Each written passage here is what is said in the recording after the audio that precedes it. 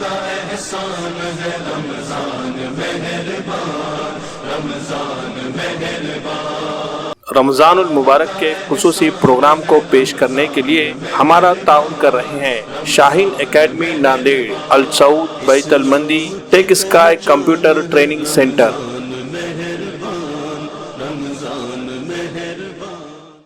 شاہین academy Nanded میں پچھلے 3 سالوں میں کوچنگ لینے والے طلباء کے شاندار نتائج پر ایک نظر ڈالتے ہیں۔ ان 3 سالوں میں میڈیکل میں جن طلباء کا سلیکشن ہوا ہے ان کی تعداد کل ملا کر 164 ہے۔ ان میں MBBS، BDS، BA MS، BUMS اور BHMS کے طلباء کے نام شامل ہے۔ اسی طرح انجینئرنگ و دیگر پروفیشنل کورسز میں ایڈمیشن حاصل کرنے میں کامیاب ہونے والے طلباء کی تعداد بھی قابل لحاظ پائی جاتی ہے۔ اس کے علاوہ فاؤنڈیشن اسٹڈیز کے لیے بھی 8th، 9th اور 10th کے بیچز چلائے جا رہے ہیں، جس سے طلباء کو نیٹ اور JEE کی ابتدا سے ہی تیاری میں مدد مل رہی ہے۔ بہترین کیمپس اور قابل اساتذہ کی رہنمائی میں طلباء کو کیا جا رہا ہے تیار۔ اگر آپ بھی اپنے بچے کو شاہین اکیڈمی ناندیڑ میں داخل کروانا چاہتے ہیں تو جلدی کیجیے، نشستیں محدود ہے، نئے بیچ کے لیے داخلے شروع ہو چکے ہیں۔ غیر مقامی طلباء کے لیے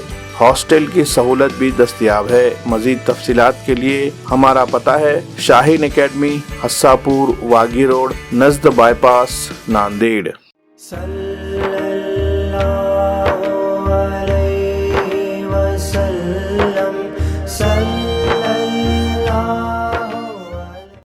بسم اللہ الرحمن الرحیم،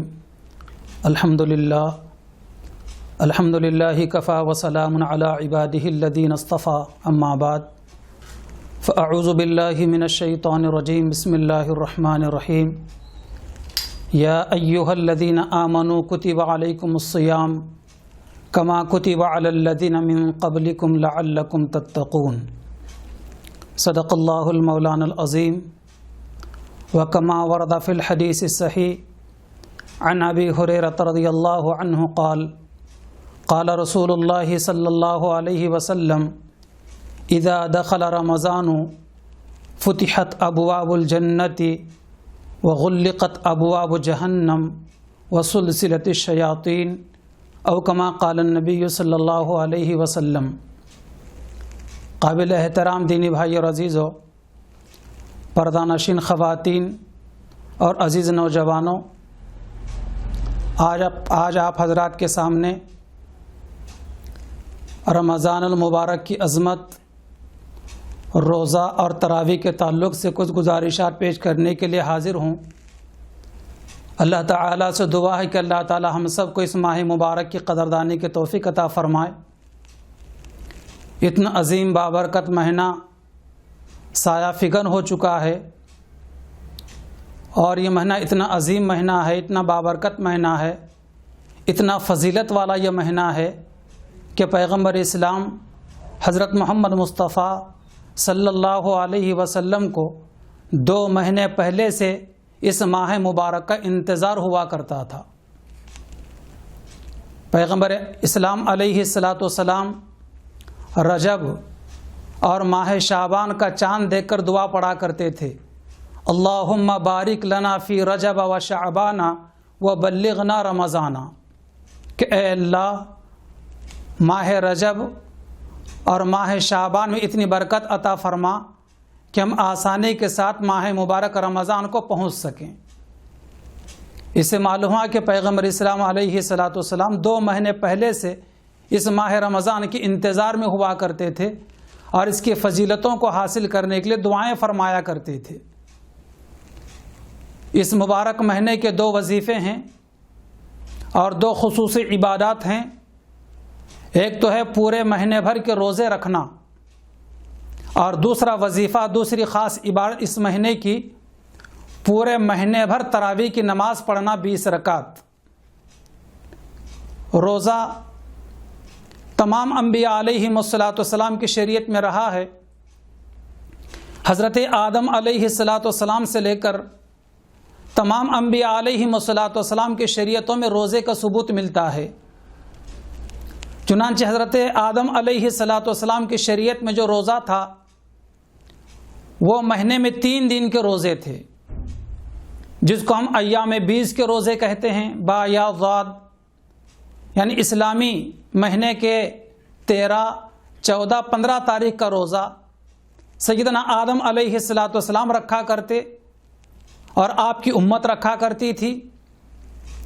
اور ان 3 روزوں کو جس کو ایام 20 کے روزے کہا جاتا ہے، ہمارے نبی حضرت محمد مصطفیٰ صلی اللہ علیہ وسلم بھی رکھا کرتے تھے، اور اس کی بڑی فضیلت آپ علیہ السلام نے بیان فرمائی ہے کہ کوئی مسلمان ایام 20 کے روزے رکھتا ہے تو اس کے لیے ایسا ثواب ہے جیسے کہ زمانے بھر کے روزے رکھنے کا ثواب ہے، یعنی پورے سال بھر روزے رکھنے کا جو اجر و ثواب ہے نفل روزوں کا، وہ ہر مہینے کے 3 دن کے روزے رکھنے کا ثواب ہے۔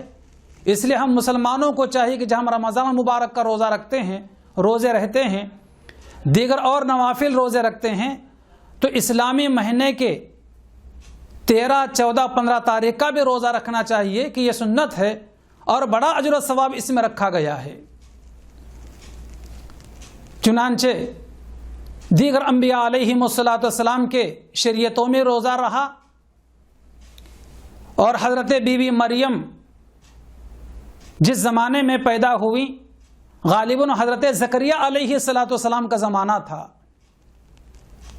جب حضرت عیسیٰ علیہ السلام ان سے پیدا ہوئے اور جب شہر میں اپنے بچے کو لے کر آنا چاہتی تھی تو ڈر اور خوف محسوس ہو رہا تھا، چونکہ حضرت عیسیٰ علیہ السلام کے کوئی والد نہیں تھے، لوگ دیکھیں گے بچے کو تو وہ تانے دیں گے اور ماریں گے، برا بھلا کہیں گے، اس لیے ڈر رہی تھی بی بی مریم رضی اللہ عنہا۔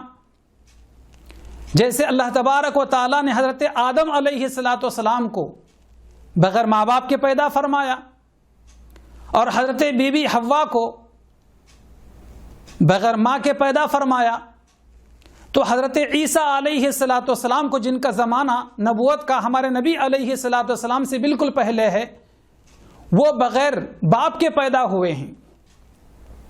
جب ان کی والدہ ان کو لے کر بی بی مریم شہر میں آنا چاہتی تو ڈر اور خوف محسوس کر رہی تھی، تو اللہ تبارک و تعالیٰ کی جانب سے انہیں یہ حکم ہوا کہ وہ روزے کے منت کر لیں، اور اس زمانے میں روزے کی شکل صبح سے لے کر شام تک خاموش رہنے کا نام روزہ تھا۔ دیگر انبیاء علیہم السلام کے زمانے میں روزوں کی الگ الگ شکلیں تھیں، چنانچہ بی بی مریم کے زمانے کے اندر جو روزہ تھا صبح سے لے کر شام تک خاموش رہنے کا نام روزہ تھا۔ چنانچہ قرآن مجید کی آیت ہے، اللہ تعالیٰ فرماتے ہیں، گویا کہ اللہ پاک بی بی مریم کا وہ مقولہ نقل فرماتے ہیں، انی نذرت للرحمن صوما، کہ میں نے رحمان کے لیے روزے کی منت کر لی ہے، نظر کر لی ہے۔ چنانچہ اپنے ننھے سر کے بچے کو گود میں لے کر شہر میں آنے لگی اور لوگوں نے آپ سے پوچھنا چاہا تو بی بی مریم نے یہی کہا کہ میرا روزہ ہے، انی نذرت للرحمن صوما، کہ میرا روزہ ہے، میں نے رحمان کے لیے روزے کی منت مان لی ہے، منت کر لی ہے۔ لوگ قریب تھا کہ اور برا بھلا کہتے کہ ایک تو یہ ہے کہ یہ عمل کیا ہے کہ بچے کو لے کر آئی ہے، اور پھر دوبارہ یہ کہتی ہے کہ میں نے روزے کی منت کر لی ہے۔ قریب تھا کہ ہاتھ اٹھ جائیں یا دیگر اور کوئی الفاظ کہیں۔ اللہ تبارک و تعالیٰ کی جانب سے ننھے سر کے گود میں چھوٹے سر کے بچے تھے، چند روزہ بچے تھے، وہ بچے اپنے زبان سے بول پڑتے ہیں، انی عبد اللہ، کہ میں اللہ کا بندہ ہوں، وآتانی الکتاب، اور اللہ نے مجھے کتاب عطا کی ہے، وجعلنی نبیا، اور اللہ نے مجھے نبی بنایا ہے۔ ننھے سر کے چھوٹے بچے سے اتنے بابرکت اور اتنے عظیم کلمات سنے ہیں تو ساری قوم خاموش ہو گئی۔ تو بہرحال میں یہ کہہ رہا تھا کہ روزہ تقریباً انبیاء علیہم السلام کے بلکہ سبھی پیغمبروں کی شریعت میں رہا ہے۔ ہمارے نبی علیہ السلام 13 سال تک مکہ مکرمہ میں رہے ہیں، 13 سال تک۔ رمضان کا روزہ نہیں تھا بلکہ سال میں صرف ایک روزہ فرض تھا، وہ تھا ماہ محرم الحرام کے 10 تاریخ کا عاشورے کا روزہ فرض تھا، ہمارے نبی رکھا کرتے تھے۔ جب ہمارے نبی علیہ السلام 13 سال کے بعد ہجرت کر کے مدینہ طیبہ تشریف لے گئے ہیں تو مدینہ منورہ تشریف لے جانے کے دوسرے سال میں سن 2 ہجری میں غالباً شعبان کے مہینے میں قرآن مجید کی اس آیت کا نزول ہوتا ہے جس کو میں نے شروع میں تلاوت کیا، या अय्युहल्लज़ीना आमनू कुतिबा अलैकुमुस्सियाम कमा कुतिबा अलल्लज़ीना मिन क़ब्लिकुम लअल्लकुम तत्तक़ून, कि ऐ ईमान वालों तुम्हारे ऊपर रोजे फर्ज किए गए हैं जैसे कि तुमसे पहले लोगों पर फर्ज किए गए थे।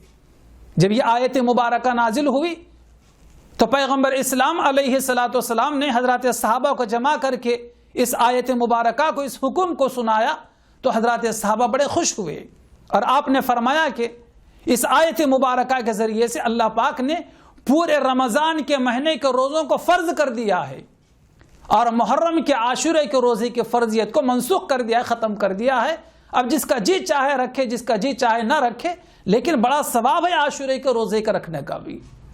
इब्तिदाई ज़माने के अंदर रोज़े में, माह रमज़ान के रोज़े में कुछ सहूलतें भी दी गई थी, जैसे कुरान मजीद के अंदर भी मौजूद है कि इब्तिदाई ज़माने के अंदर रोज़ा रात में सोते ही शुरू हो जाया करता था। जब भी सोएं, जितने वक्त सोएं तो रोज़ा शुरू हो जाया करता था, जिसकी वजह से बाद साहबा को बड़ी दिक्कत और परेशानी का सामना करना पड़ता था। चुनांचे एक मरतबा यूँ वाक़या हुआ कि एक सहाबी जो मेहनत और मशक्क़त करने वाले थे घर आए, रोज़ा इफ्तार करने के बाद अपनी बीवी से कहा कि वो खाना तैयार करें, खाना निकालें मेरे लिए। अभी बीवी खाना बना रही थी, अभी खाना तैयार कर रही थी कि इतने में, चूंकि थके हुए थे, मेहनत मशक्क़त किया करते थे, आंख लग गई, सो गए तो इनका रोज़ा शुरू हो गया। पहले इधर दिन भर का रोज़ा था, अब दूसरे दिन का रोज़ा शुरू हो गया। गोया कि आने वाले रात का भी रोज़ा, फिर आने वाले दिन का भी रोज़ा, तो गोया कि 3 सातों का रोज़ा, ये एक दिन, दूसरी रात और तीसरा दिन, इस तरीके से 36 घंटे का रोज़ा ये शुमार होने लगा। जब दूसरे दिन ये सहाबी लड़खड़ाने लगे, चकराने लगे, तो पैगंबर इस्लाम अलैहिस्सलाम पूछा क्या बात है। तो अपनी पूरा वाक़या सुनाया कि कल मेरा रोज़ा था और इफ्तार के बाद मैंने बीवी से यह कहा कि खाना तैयार करें। अभी वो तैयार करने में लगी कि इधर मेरी आंख लग गई, मैं सो गया और मेरा रोज़ा शुरू हो गया। पैगंबर इस्लाम अलैहिस्सलाम ये वाक़या सुने, अभी कुछ हुक्म फरमाते, कुछ इरशाद फरमाते आप कि आसमान से हज़रत जिब्रील अलैहिस्सलाम तशरीफ़ लाए और इस आयत के हुक्म को मनसूख कर दिया और अब रहती दुनिया तक के मुसलमानों के लिए रात को हलाल कर दिया गया। पूरी रात खाएं पिएं और सोएं, कुछ फ़र्क नहीं पड़ेगा, बल्कि सुबह सादिक से लेकर गुरूब आफ्ताब तक रोज़ा करार दिया गया, रात हलाल कर दी गई। तो इस तरीके से ये तब्दीली एक हुई। दूसरी तब्दीली रोज़े के अंदर ये आई कि इब्तिदाई ज़माने के अंदर मुसलमानों को इस बात की सहूलत दी गई थी कि जिसका जी चाहे रोज़ा रखे और जिसका जी चाहे ना रखे। फिर तीसरी तब्दीली ये आई रोज़े में कि जिसका जी चाहे रोज़ा रखे और जिसका जी चाहे वो अपने रोज़े के बदले में किसी गरीब, किसी मिस्कीन को 2 वक्त सुबह शाम पेट भरकर खाना खिला दे। कुछ ज़माना इस पर गुजर गया तो फिर यह हुक्म आया कि नहीं, अब हर मर्द औरत के लिए जो आकिल व बालिग हो, हर मुसलमान के लिए, मर्द औरत के लिए रोज़ा रहना ही कंपलसरी करार दिया गया, लाजिमी करार दिया गया। हर मर्द औरत के लिए जो आकिल व बालिग हो उसके लिए रोज़ा रहना ही लाजिमी करार दिया गया। और वो हुक्म जो इससे पहले का है कि जो रोज़ा न रखना चाहे तो अपने रोज़े के बदले में किसी को 2 वक्त पेट भर कर खाना खिलाना, यह हुक्म सिर्फ बीमार और माजूर के लिए रखा गया। आज भी इस ज़माने के अंदर भी अगर कोई मुसलमान ऐसा बीमार है जो रोज़ा रख नहीं पाता या ऐसा माजूर है कि रोज़ा रख नहीं सकता, तो वो अपने रोज़े के बदले में, ऐसा माजूर और ऐसा बीमार, एक रोज़े के बदले में एक फ़कीर और एक मिस्कीन को 2 वक्त खाना खिला दे पेट भर के। ये रोज़े में तब्दीलियाँ आती गई। बहरहाल रोज़ा बड़ी अजीम इबादत है, माह मुबारक, और ये तरावी की नमाज ये सिर्फ उम्मत मोहम्मदिया की खुसूसियत है। पहले अंबिया अलैहिमुस्सलाम की उम्मतें इससे महरूम रही हैं।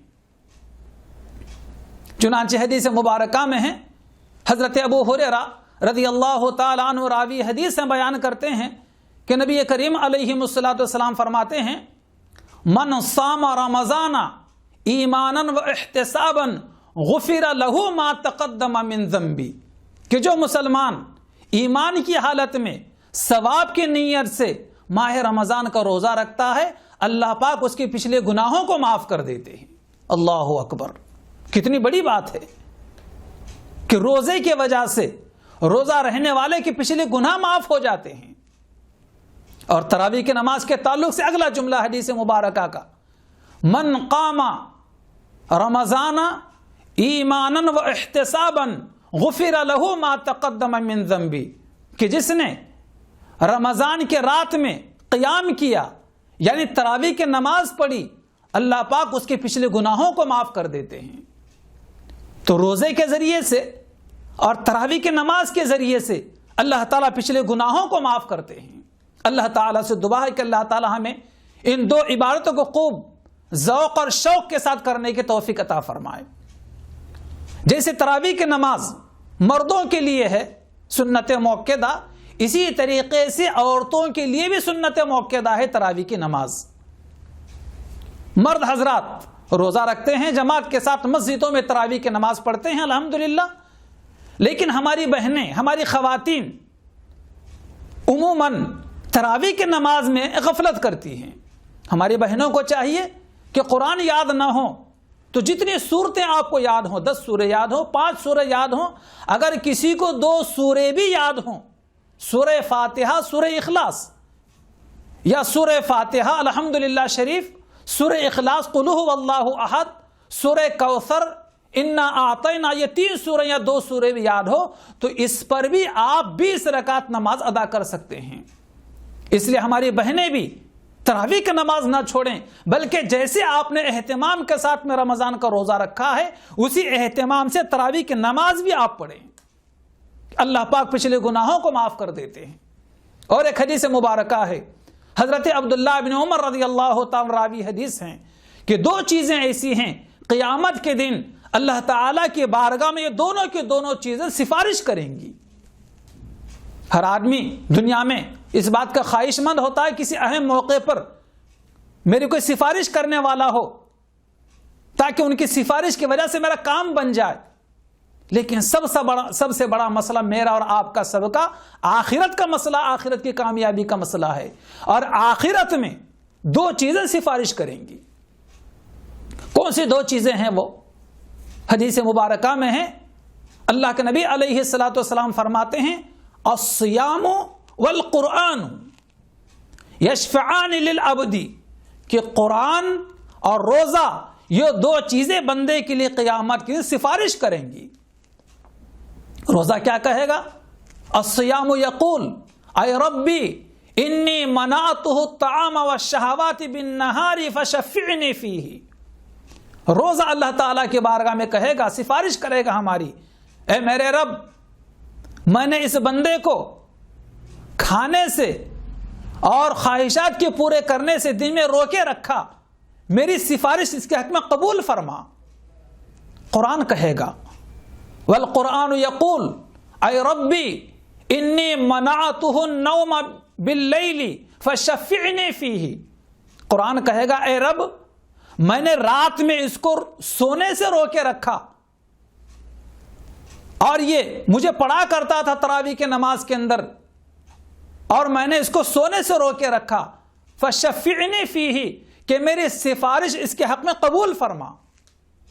اللہ کے نبی علیہ السلام فرماتے ہیں فیشفعانی، ان دونوں کی سفارش قبول کر لی جائے گی۔ تیری کوئی مثال نہیں، تو ہے بے مثال،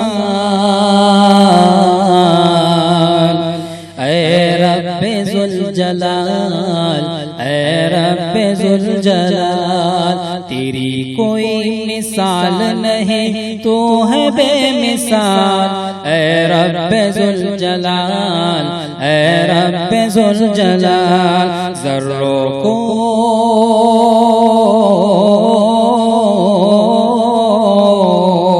ذروں کو آفتاب بنانا تیرا کمال، اے رب ذوالجلال، اے رب ذوالجلال، تیری کوئی مثال نہیں، تو ہے بے مثال، اے رب ذوالجلال، اے رب ذوالجلال۔ گھیرے ہوئے ہیں مجھ کو زمانے کی تیرگی، گھیرے ہوئے ہیں مجھ کو زمانے کی تیرگی، گھیرے ہوئے ہیں مجھ کو زمانے کی تیرگی، دکھلائے کون تیرے سوا مجھ کو روشنی، دکھلائے کون تیرے سوا مجھ کو روشنی، اے روشنی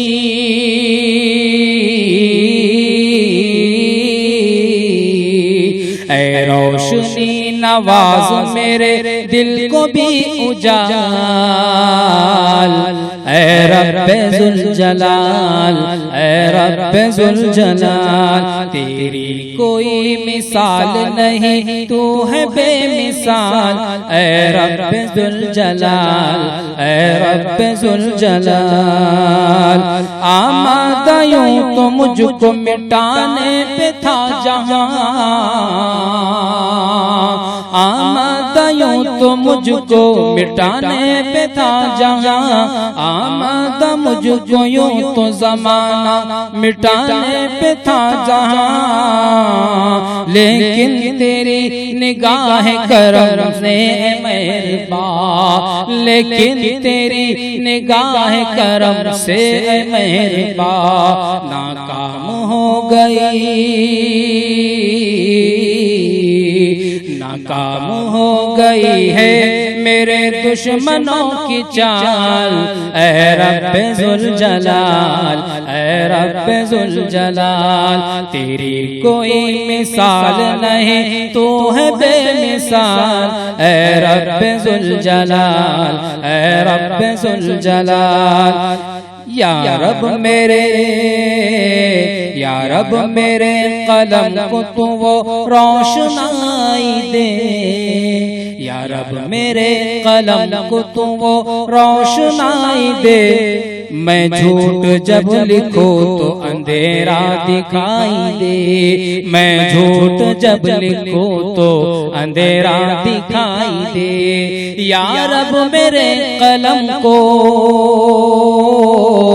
یا رب میرے قلم کو تو وہ روشنائی دے، یا رب میرے قلم کو تو وہ روشنائی دے، میں جھوٹ جب لکھوں تو اندھیرا دکھائی دے، میں جھوٹ جب لکھوں تو اندھیرا دکھائی دے، میرے شعور،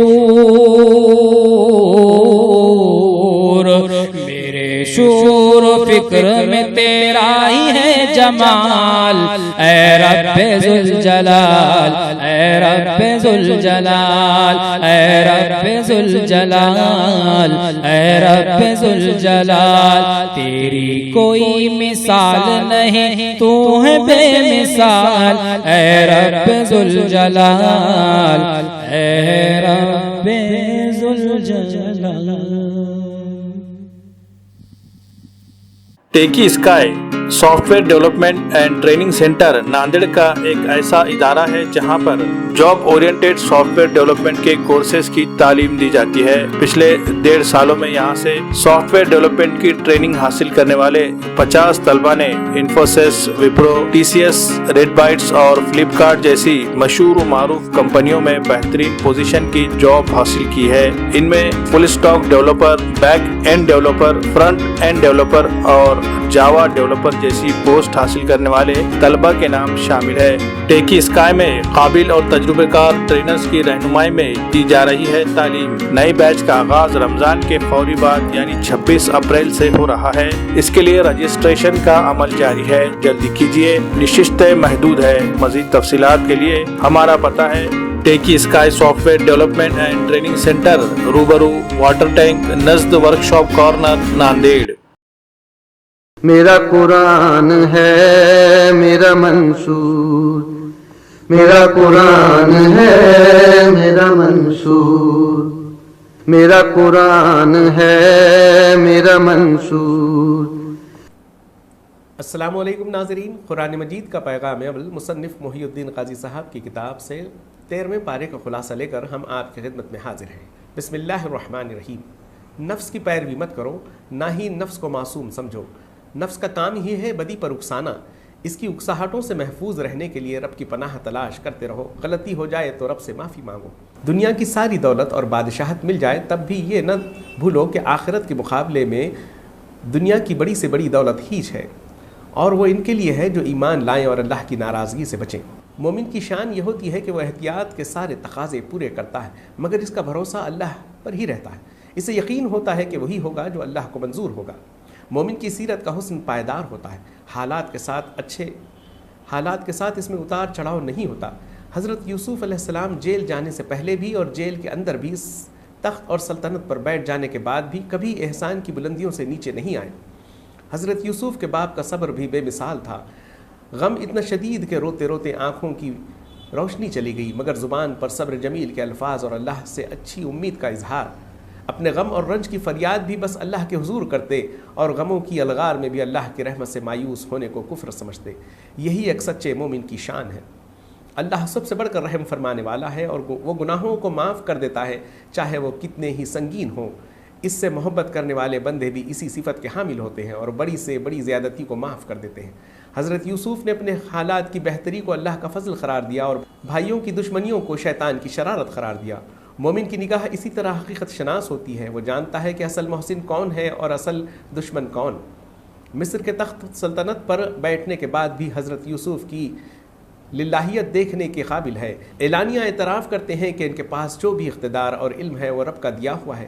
زمین و آسمان کا اصل بادشاہ اللہ ہی ہے، دنیا اور آخرت میں میرا ولی اور سرپرست اللہ ہی ہے۔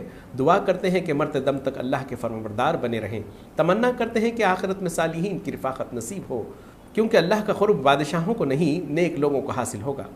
عقلمند بنو اور قرآنی واقعات سے عبرت و نصیحت حاصل کرو، یہ سچے واقعات ہیں، یاد کرو۔ یہ قرآن ایمان والوں کے لیے ہدایت اور رحمت کا سر چشمہ ہے۔ عقل سے کام لو اور آسمان و زمین میں ہر طرف پھیلی ہوئی نشانیوں پر غور کرو۔ یہ نشانیاں گواہی دیں گی کہ ایک دن سب کو اپنے رب کے سامنے حاضر ہونا ہے۔ اگر اللہ نافرمانیوں پر فوراً گرفت نہیں کرتا تو دھوکے میں نہ پڑو۔ جو لوگ سرکشی اور نافرمانی کی روش پر چل رہے ہیں اور ان کی پکڑ نہیں ہو رہی ہے، وہ یہ نہ سمجھے کہ کوئی دیکھنے والا اور پکڑنے والا نہیں ہے۔ ایک ایک چیز کی نگرانی اللہ کر رہا ہے، وہ دن کے اجالے میں ہو یا رات کی تاریکی میں۔ اگر برے انجام سے بچنا ہو تو اپنی حالت درست کر لو۔ اللہ اسی قوم کو سزا دیتا ہے جو بہت بگڑ جاتی ہے، اور جب اللہ سزا دیتا ہے تو کوئی بچانے والا نہیں ہوتا۔ اللہ کے بارے میں کج بحثی مت کرو، اللہ کی عظمت و جلال کو محسوس کرو۔ یہ جو بجلیاں چمک رہی ہیں، یہ جو بادل گرج رہے ہیں، یہ جو بھاری بھاری بادل اٹھ رہے ہیں، اور یہ جو آسمان کڑک رہا ہے، یہ سب دیکھ کر تمہیں اللہ کی عظمت کو جلال کا اندازہ ہو جانا چاہیے۔ اندھے مت بنو، آنکھوں کی روشنی سے فائدہ اٹھاؤ، اندھیروں میں مت رہو، روشنی کی طرف آؤ۔ آسمانوں اور زمین کے رب کو چھوڑ کر انہیں مت پوجو جو خود اپنے معاملے میں بھی بالکل بے بس ہوتے ہیں۔ باطل کو بظاہر غالب ہوتے دیکھ کر خوف زدہ مت ہو جاؤ۔ باطل کی مثال تو جھاگ جیسی ہے، باطل کا حق سے مقابلہ ہوتا ہے تو باطل جھاگ کی طرح اڑ جاتا ہے۔ رب کی پکار پر لبیک کہو، تمہاری بھلائی اسی میں ہے۔ جو لوگ رب سے سرکشی کریں گے وہ دنیا کی ساری دولت دے کر بھی اللہ کے عذاب سے بچ نہیں سکیں گے۔ عقل سے کام لو اور نصیحت قبول کرو۔ اللہ نے تمہیں بینائی دی ہے، اس سے فائدہ اٹھاؤ۔ یہ سمجھنے کی کوشش کرو کہ اللہ نے جو نازل کیا ہے وہی حق ہے۔ اللہ سے کیا ہوا عہد پورا کرو، کسی بھی حال میں اسے توڑنے کا خیال دل میں نہ لاؤ۔ اللہ نے جسے جوڑنے کا حکم دیا ہے اسے جوڑو۔ اپنے رب سے ڈرو، حساب کے برے انجام سے بچنے کی فکر کرو۔ اپنے رب کی رضا تلاش کرو، اس کی راہ میں صبر کرو، نماز قائم کرو۔ اللہ نے جو دیا ہے اسے علانیہ اور پوشیدہ خرچ کرو۔ برائی کا علاج بھلائی سے کرو، صبر کا دامن تھامے رہو۔ اپنی اصلاح کے ساتھ اس کی بھی فکر کرو کہ تمہارے والدین، تمہاری بیویاں، تمہاری اولاد بھی اچھے اور نیک بنے، تاکہ جنت میں تم سب کو ملنے اور ساتھ رہنے کا موقع مل سکے۔ اللہ پر ایمان رکھو، اللہ کی یاد میں دل کا سکون تلاش کرو۔ تمہیں دل کے سکون کی دولت صرف اللہ کی یاد میں مل سکتی ہے۔ ایمان کی حفاظت کرو، اچھے کام کرو، خوش نصیبی تمہارے ساتھ رہے گی۔ لوگوں کے سامنے اللہ کی کتاب پیش کرو اور جھٹلانے والوں کی پرواہ مت کرو۔ طے کر لو کہ مجھے تو بس اللہ کی بندگی کرنی ہے، اسی کی طرف میں بلاتا رہوں گا، اسی کی طرف مجھے پلٹ کر جانا ہے۔ میرے پاس علم کی روشنی آ گئی ہے، اب میں کسی کی خواہش کی غلامی نہیں کروں گا، اب میں کسی کی خواہش کا، تم پر اللہ کی نعمتیں اتنی ہیں کہ تم شمار نہیں کر سکتے۔ اللہ کی نعمتوں کے تقاضے پورے کرو، تمہارے رب نے آگاہ کر دیا ہے کہ شکر ادا کرو گے تو میں تمہیں اور زیادہ دوں گا، اور ناشکری کرو گے تو میری سزا بہت سخت ہوگی۔ یاد رکھو ساری دنیا مل کر بھی ناشکری کرے تو اللہ کا کچھ نہیں بگڑتا ہے، لیکن ناشکری کرنے والے بڑے خسارے میں رہیں گے۔ سچے اہل ایمان راستے کی تکلیفوں سے نہیں گھبراتے، وہ اللہ پر بھروسہ رکھتے ہیں اور ہر تکلیف پر صبر کرتے ہیں۔ انہیں یہ خوشی ہوتی ہے کہ اللہ نے انہیں ان کا راستہ دکھا دیا۔ دنیا میں تم کتنے ہی کمزور ہو اور باطل کے علمبردار کتنے ہی طاقتور ہوں، تم ان سے مرعوب نہ ہو۔ قیامت کے دن وہ جہنم میں پڑے ہوں گے اور تمہارے کچھ کام نہیں آئیں گے۔ شیطان کی پیروی مت کرو، قیامت کے دن وہ تمہاری ہنسی اڑائے گا کہ تم نے بیوقوف بن کر اس کی بات سن لی تھی۔ کلمہ طیبہ کی اہمیت کو سمجھو، اس کی مثال ایسی ہے جیسے ایک اچھا درخت جس کی جڑیں زمین میں گہری جمی ہوئی ہیں اور شاخیں آسمان سے باتیں کرتی ہیں۔ کلمہ طیبہ کو اپناؤ گے تو دنیا کی زندگی میں اطمینان حاصل ہوگا اور آخرت میں سرخروئی حاصل ہوگی۔ اللہ جو مثالیں بیان کرتا ہے وہ تمہاری زندگی کے لیے بہت قیمتی ہیں، ان سے سبق حاصل کرو۔ ابراہیم کو یہ فکر رہتی تھی کہ ان کی نماز زیادہ سے زیادہ خوبصورت ہو اور ان کی اولاد بھی خوبصورت نماز کی عادی بنے۔ اس کے لیے انہوں نے اپنی اولاد کو بے آب و گیا میدان میں محترم خانہ خدا کے پاس بسایا، اور اسی کے لیے وہ عاجزی کے ساتھ اپنے رب سے دعائیں کیا کرتے تھے۔ تم بھی اس فکر کو اپنی سب سے بڑی فکر بنا لو۔ ناظرین، پارے کا خلاصہ مکمل ہوا، کل ہم پھر حاضر ہوں گے اگلے پارے کے ساتھ۔ اللہ حافظ۔ صلی اللہ